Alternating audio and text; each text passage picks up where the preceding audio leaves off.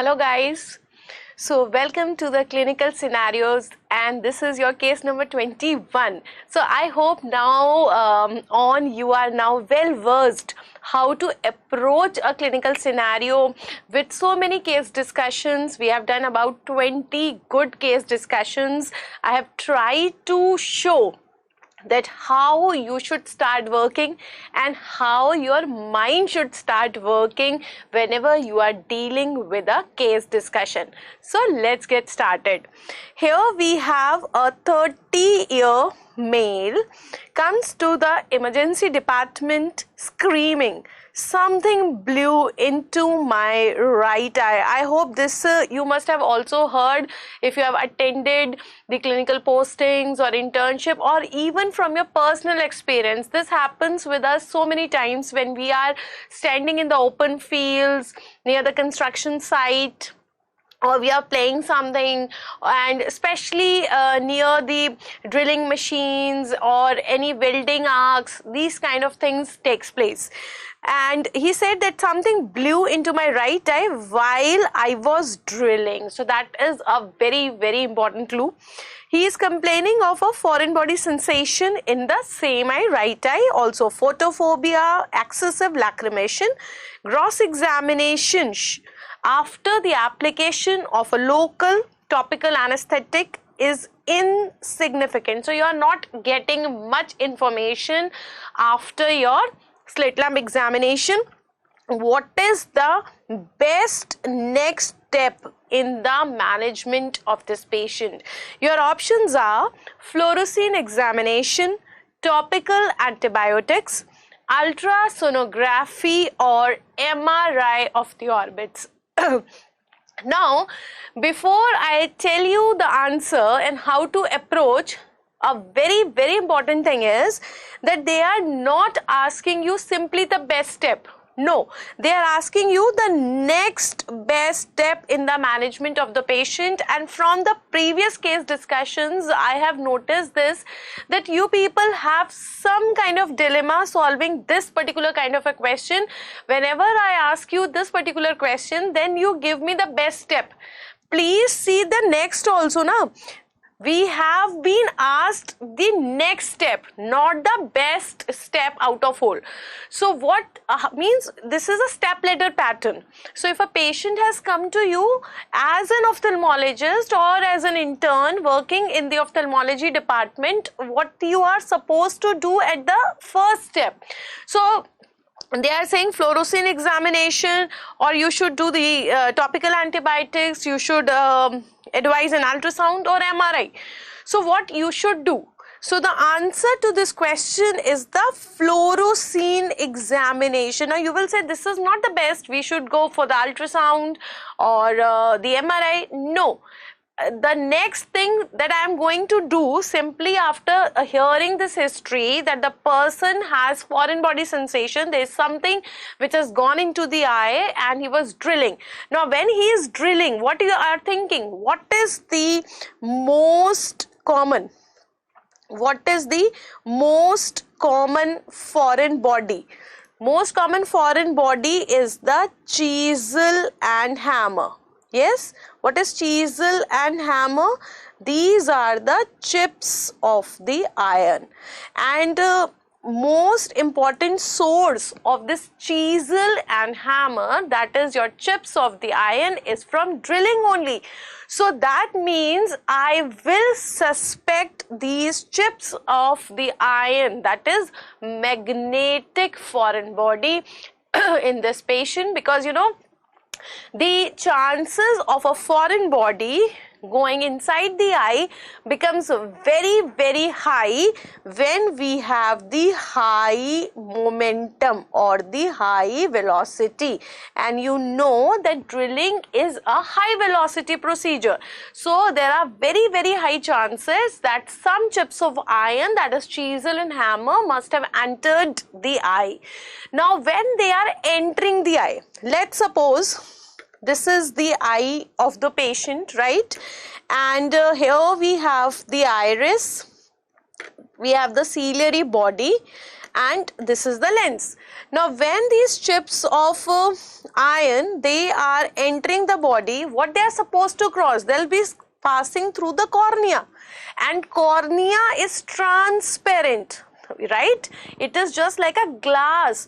So will it cause something on this cornea or not? Yes, I will suspect that there can be corneal abrasion in this patient, or there can be even laceration. Now there are less possibility of this laceration because they have already said that we do not get anything significant.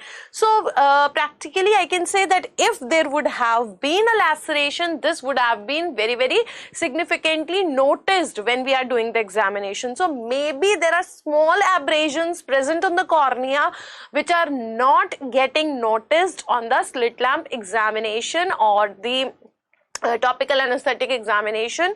They are doing it with the pen light, not the slit lamp. After the pen light examination, that is not significant because you know abrasions are not visible unless you stain that, and a very, very high probability is there that there can be abrasion in this patient, because if the chips of the iron are going inside, they must have crossed or passed the cornea. Now what is happening? Once you are getting this intraocular foreign body and it's going inside by causing the corneal abrasion, what is the other thing that you can suspect? The other important thing is the bacterial keratitis. Now why I am saying bacterial keratitis? Why? If you remember, I have told you that the most common mechanism of the bacterial corneal ulcer or the bacterial keratitis are two. The first step, it consists of two steps. So step one includes the erosion of the corneal epithelium. It involves the erosion of the corneal epithelium. So if there is degradation of this epithelium, there is erosion of the epithelium, there is abrasion of this epithelium due to any of the cause, then there is bacterial infection. Then there will be bacterial infection, because not every bacteria has that property of invading that intact cornea. Only some of the bacteria can actually penetrate the intact epithelium. So let's quickly revise the names of those bacteria which can invade the intact corneal epithelium, because this is again important.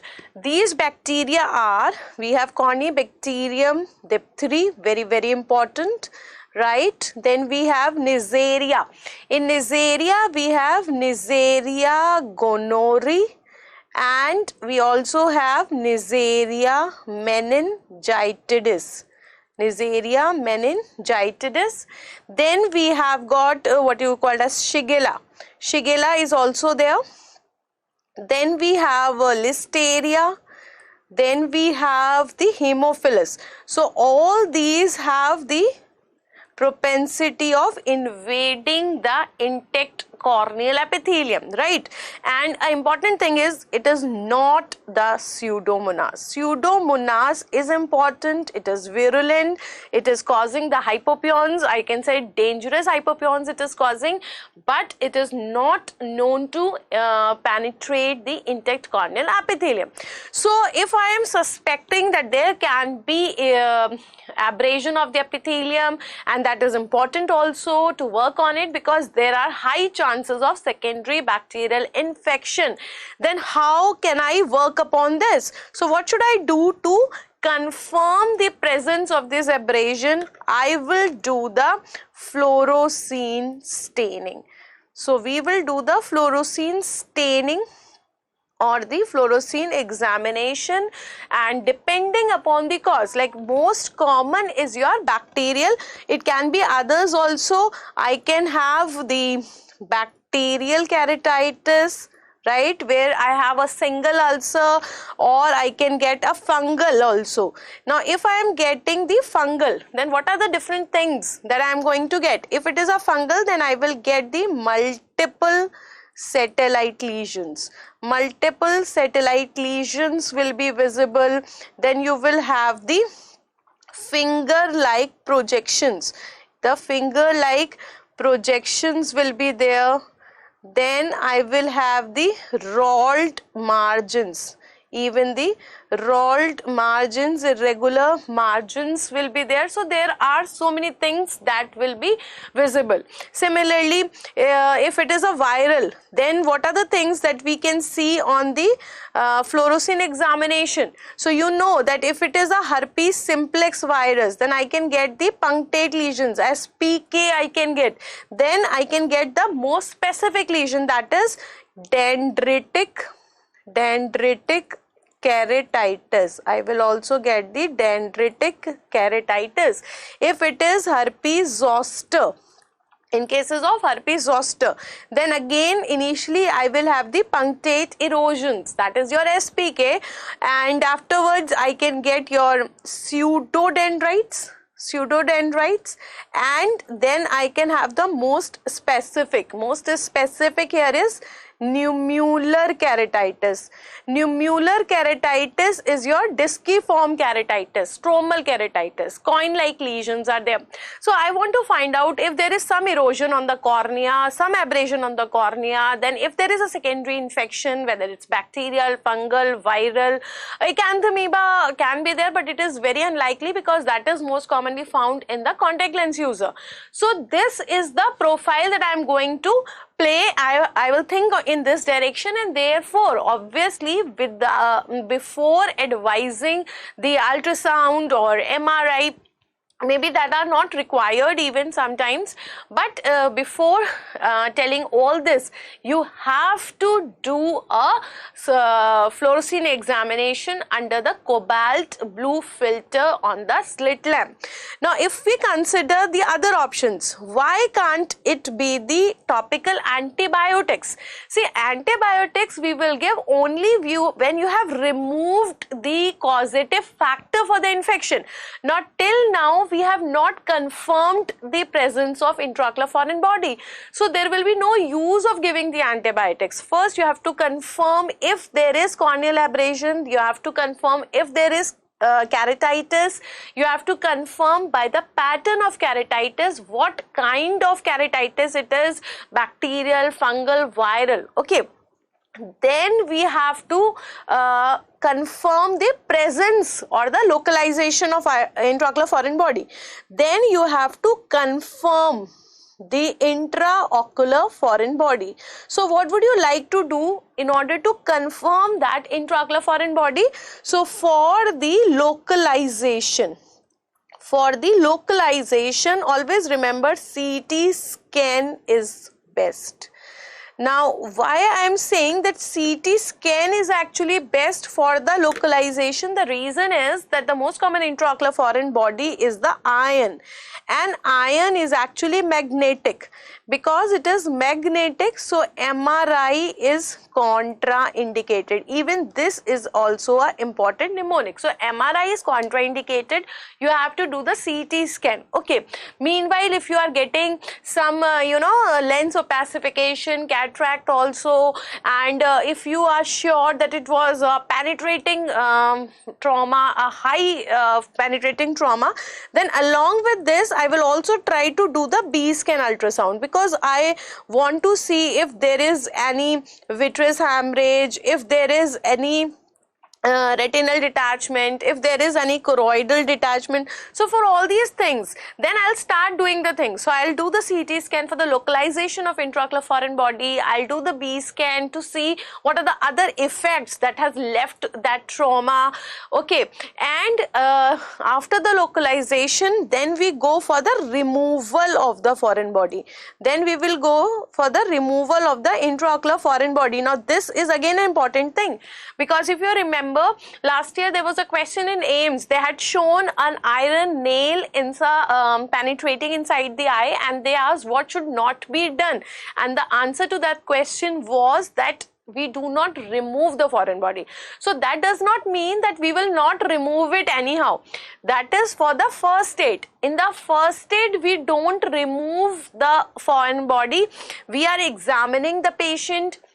We are doing the external examination, we are doing the internal examination, we are doing the slit lamp examination, fundus examination, visual acuity we are doing the CT scan, so that you can localize. And after proper localization, under the OT setup only we are doing the removal. Okay, don't misinterpret that thing that we do not remove. Obviously we have to remove it, but not under the first aid condition.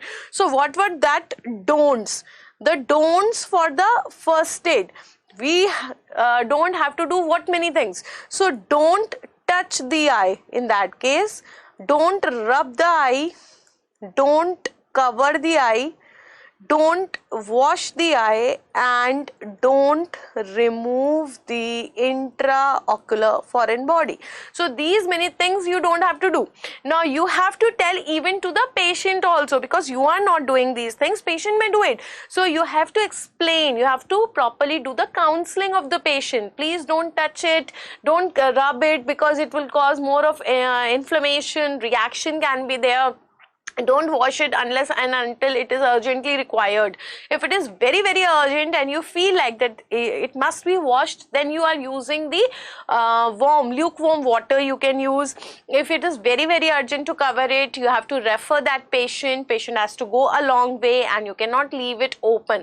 Then in that case you can cover it with a very loose bandage. You don't have to apply pressure over it, then don't remove it that time. So don't try to remove over it. So all those things which actually we feel tempting to do, those things we try like to touch it, cover it, remove it, all those things don't have to be done. So once you have done the localization, you have done the visual acuity of the patient, you have done the fundus internal examination of the patient, you have done the slit lamp examination of the patient, you have then you have to do the CT scan. And for the visual acuity, how will you do? So best for the visual acuity is your ERG. Then we are doing this ERG, all this is done, then we do the removal, and after the removal we give the antibiotics.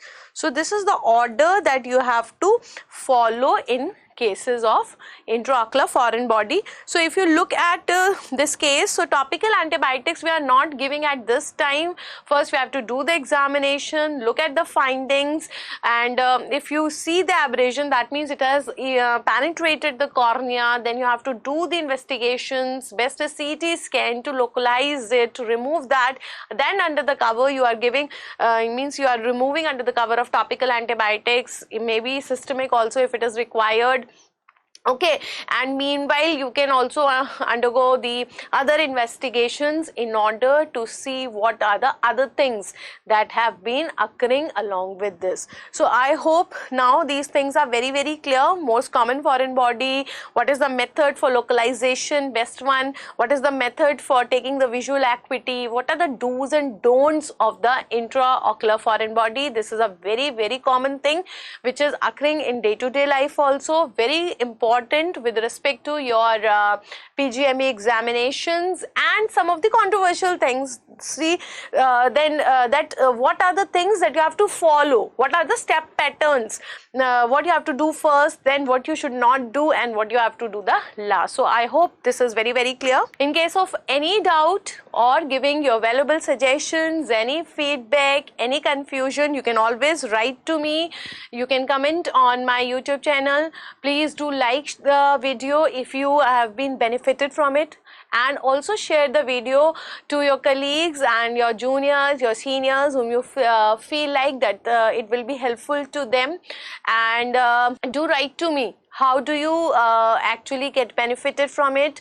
I am always there to help you. I am more than happy to help you. Okay, and let me know what are the other things that you are feeling a problem in, so that I can consider those topics and I can make more videos on that.